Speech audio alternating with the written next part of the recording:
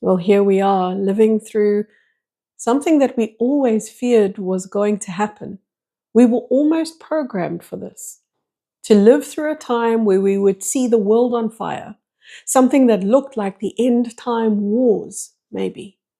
Something in us feared that there would be this mass disaster and we would live to see it and it would be the end. And yet it's the end of a timeline, but it's not the end of you. Having said that, grief is going to come.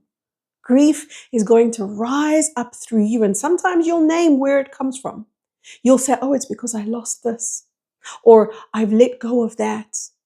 But a lot of the time, that grief is going to rise and you won't know why and what its name is and what its reason for being is. It will just come and you'll try to justify where the loss is. But it's this massive grief that's coming in two waves. The first is the grief for that which you're losing. Because everything that's taking place right now, and let's just look at that. Let's just be real for a moment. Oh, there's that looming pressure going on between Afghanistan and Pakistan. Look at what's happening in Europe. There's threats of borders closing and so much turmoil. And of course, look at what's happening with Iran, America, Israel. Oh, it is just overload right now. And as we see all of this, the grief can rise in such a way that it says, this is the end that I always feared I would see. But the truth is that grief is very wise. It knows what's being purged. There is a loss of what we believed to be true. You see, this is something that we've been living through our whole entire lives. We were born to an illusion and we came to purify the illusion. We came to transcend the false matrix. We came here to bring love. And of course, we see what's taking place in our timeline now and say, well, we must have failed. We must be on the wrong timeline because we're so used to judging ourselves by the events that we live through, by the events in the external world. That was the program of the false matrix, by the way. In a nutshell, that was it. It said, if there is a shitstorm outside of you, then you better believe, baby, that that's how it's going to feel on the inside. When in reality, in the divine matrix, which is based on the organic structure of God, it's the other way around. You hold love inside of you. For example, the love becomes a ripple, and that ripple molds a reality to match it. That's how it works in the divine structure of the organic universe. We, of course, live in a mimicry system where we have had archonic rulers for so long that we forget what truth feels like and looks like. So yes, it's natural to see all of this looming disaster and say, therefore, ... I failed.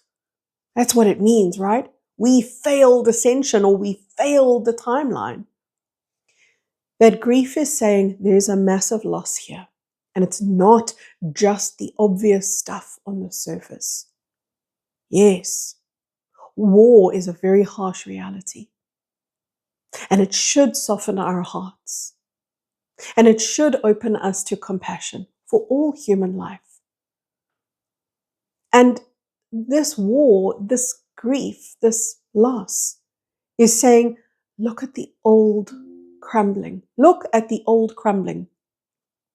And it's crumbling on the surface, but you're not going down with it. And it's crumbling on the inside. That's the loss, that's the grief, that's the feeling of tenderness that you may very well be feeling right now. You don't have to. But at some point over the next couple of weeks, if there's this big waft of grief and you wonder, why do I feel this way? Now you know. There is a timeline that is drawing to a close. Remember my words. It is not you that is ending. It is a timeline that we were locked into that is purifying. And when we see that purification, it looks like absolute mayhem. And no, I'm not saying for anybody that chooses to misinterpret me, because people like to put words in my mouth that I'm not saying. But I can imagine in the comment section, there will be people who misunderstand and say, oh, so you have no compassion for war. You're saying that this destruction is necessary. No war is ever something that any human being that I know would say, yeah, this is right. This is how it's meant to be. War affects every single one of us because we are a part of the ripple, not separate from it. We are part of the collective field of consciousness. And what's taking place right now, it's tragic. It burns. It hurts. And yet, there is something so sacred simultaneously that's taking place. And that sacredness is what you're being asked to hold in your heart. And I know, listen, it's going to be very, very tempting to feel hopeless, powerless, helpless, untethered, floundering, all of these things. It's going to be easy to feel lost and to feel like you have lost something. This is not loss, this is letting go. I said to you, the grief is twofold. The first being the loss of the old identity of self, the loss of the old timeline. And so that's what you're seeing and feeling. You're seeing it external to you, you're feeling it internal to you. But the second wave of grief is even more important and even more sacred. Because the second wave of grief is saying, you know, there's a me that I haven't actualized. There is a potential I haven't claimed. I haven't stepped into it. There is a love, there is a peace, there is a truth that I am meant to be, and I am not yet that. Now, this is a massive breakthrough for us because we have stepped onto a higher timeline. And the moment we stepped onto the higher timeline, it signaled the crumbling that we're seeing take place. It signaled the collapse of the old structures that cannot be walked forward into our new timeline. It also asks every single person walking this timeline to claim and reclaim their sovereignty. This is a time for us to really feel the boundary of who we are. I've always said, you know what, you don't need boundaries in the way that we're taught to have boundaries. We're taught to have boundaries in an almost aggressive or fearful manner.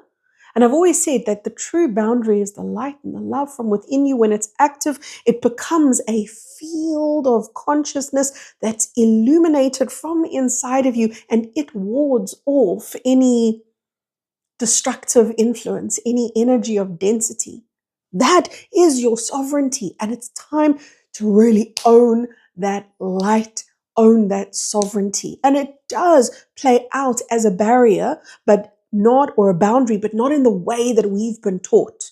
You know, we've been taught, especially in the spiritual community, to put up a boundary almost like we would a barbed wire fence to keep out the bad guys. Instead, the boundary is really, can I validate me? Can I feel my internal power? Can I feel my inner light? And can I stand in that inner light when others laugh at me?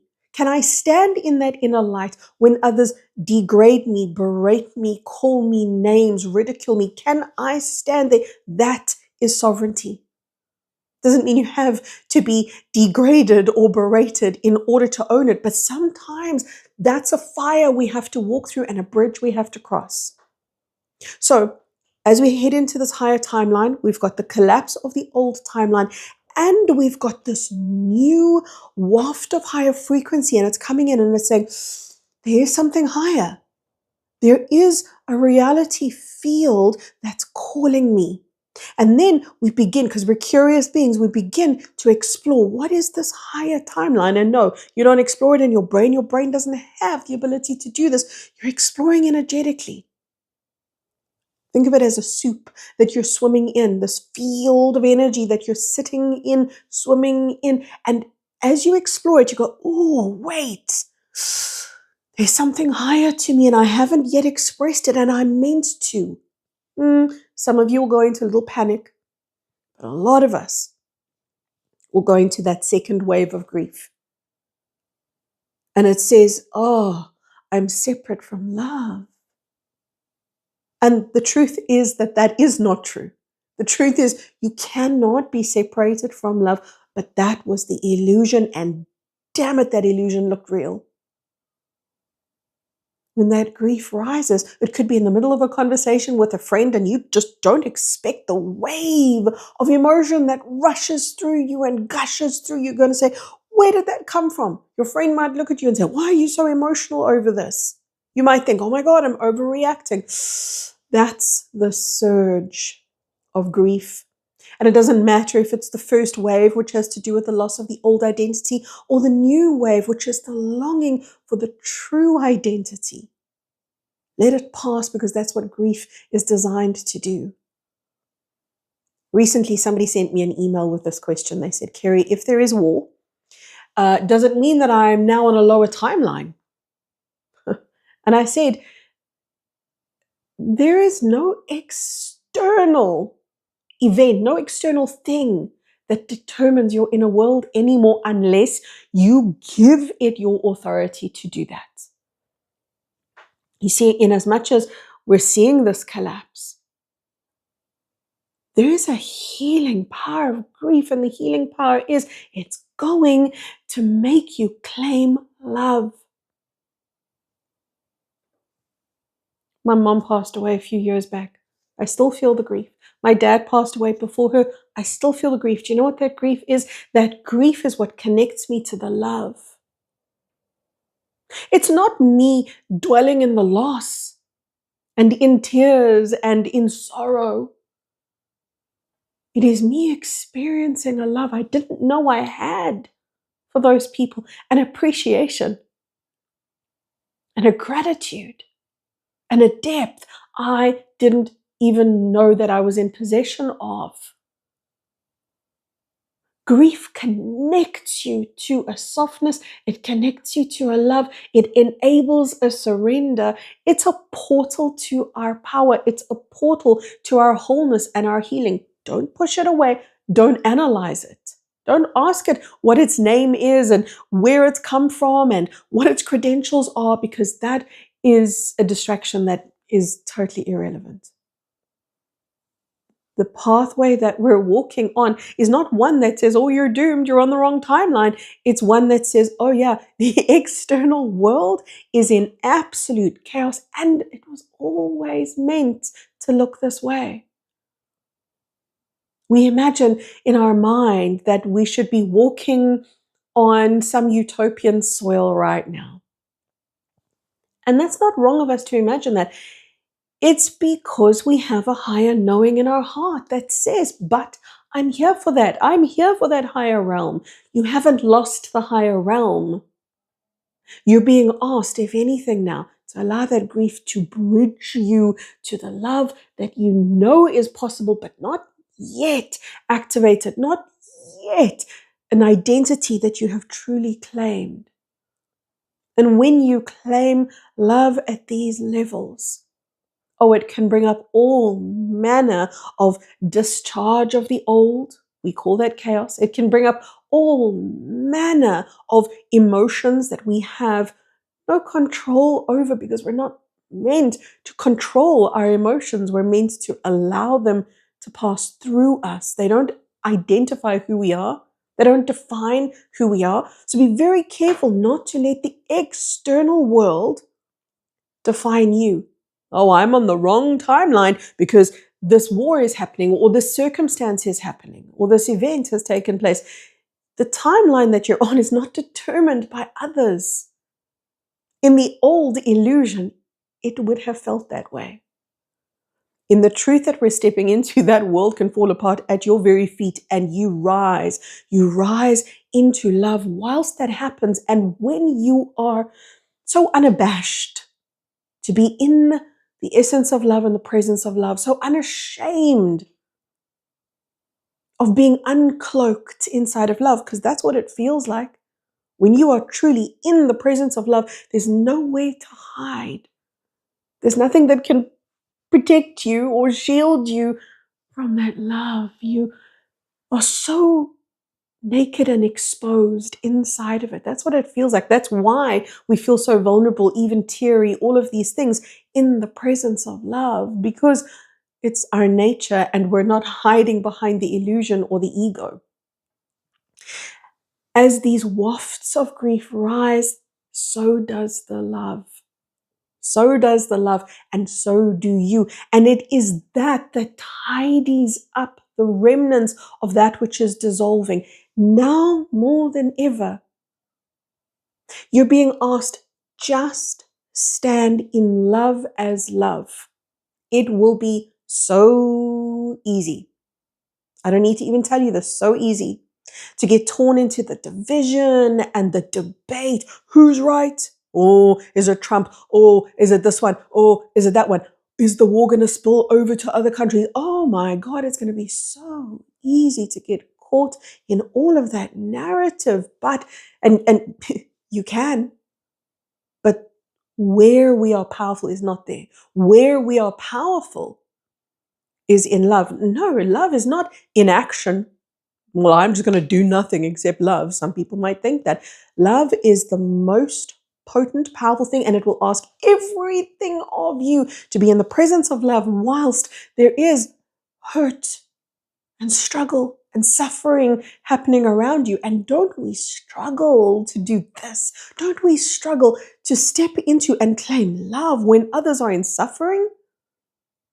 It seems so wrong. It seems compassionless. Surely we should suffer in solidarity with their suffering. The truth is that your suffering aids no one. It amplifies more suffering if that's what we choose to do. It's a valid choice. It's not my choice. My choice is to be in love in the purest way that I can, in a way that I've never been inside of love before. That is my calling, and it's challenging. It strips everything away that is illusion. And we cling to those illusions because the illusion was that our illusions kept us safe. That was the level of insanity that we were living in. Do you know what this all boils down to? We're taking reality back. If I could put it in the plainest, the simplest words, we are taking reality back. We're reclaiming our reality. Oh my God, hands in the air. I know so many people like, Kerry, it doesn't look that way. Looks like we're losing the timeline, losing reality. We're taking it back the moment that we step onto the timeline in sovereignty. Think of where we are right now as a very narrow bridge. And it's going to feel that way. It's going to feel like life is making you make a choice. It's going to feel like life is kind of compressing against you. It's going to feel like you're being pushed into a narrow passageway, emotionally, energetically. And you are. You are. This is a passage of purification. And as you walk this, and as I walk beside you and we walk beside each other, because we always said we would, as we walk each other home, it's single file. That's what it's going to feel like right now. My husband's right next to me, my children right next to me. Maybe they're ahead, maybe they're behind, but it will feel as if only your feet can walk that bridge. That's okay. That doesn't mean you're stranded or lost or alone. It means you are reclaiming love, reclaiming power. Then you become a powerhouse. You're ignited with love. And then you send a ripple into the collective. And that ripple reaches battlefields. Because we've been taught to imagine that the great end of time war is going to be this terrible place of destruction, but it's not. It is the end of the old era. And the truth is this: the end of the old era can only mean the beginning of a new one, and you're living through it. You will live through the end of the old and the beginning of the new.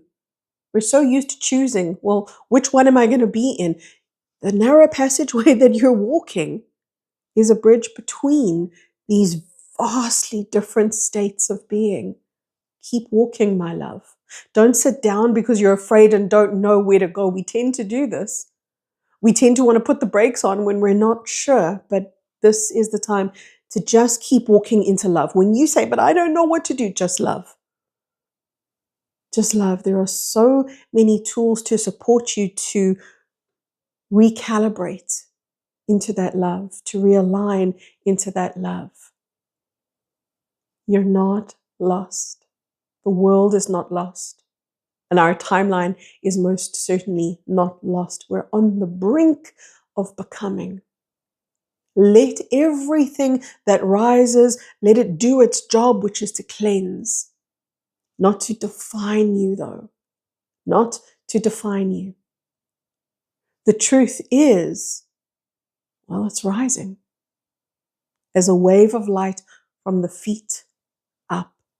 And it passes right through the heart, and that's when it broadens, and that's when it expands up into your throat, up and out through your head where it meets the cosmos itself. Oh, and there's the support, the cosmic support that we're surrounded by, enormous, uncountable. I've said it before, I say it again, we are not alone. The end time war that we so feared, here's the real truth. We were born into it. We were born into that war because the real war has always been a spiritual war, a battle for your sovereignty. Who owns you? Who determines your fate? We're so quick to give our sovereignty away. We're so quick to say, well, the war means I failed, and the war means I'm in a bad place, and the war means I'm on the wrong timeline, for example. That would be exactly what the spiritual war would want, for people to think that way. And if there wasn't a war, then it would be a health condition.